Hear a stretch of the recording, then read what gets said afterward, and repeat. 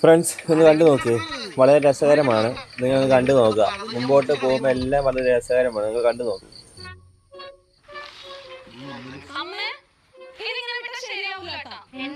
എനിക്ക് കോളേജിൽ പോകാൻ പറ്റുന്നില്ല. എന്റെ ഫ്രണ്ട്സ് എല്ലാവരും എന്നെ കളിയാക്കിക്കൊണ്ടിരിക്കുക.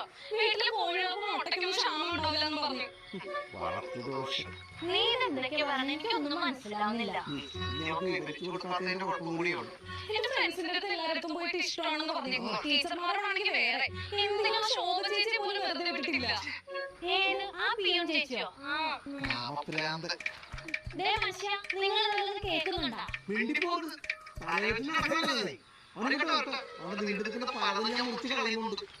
അയ്യടാ, ഞാൻ ചേട്ടന്റെ കാര്യമല്ല പറഞ്ഞേ, അച്ഛന്റെ കാര്യം പറഞ്ഞേ.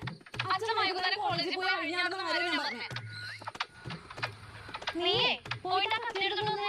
നിങ്ങളുടെ പാടത്ത് ഞാൻ ചെത്തി എടുക്കുന്നുണ്ട്.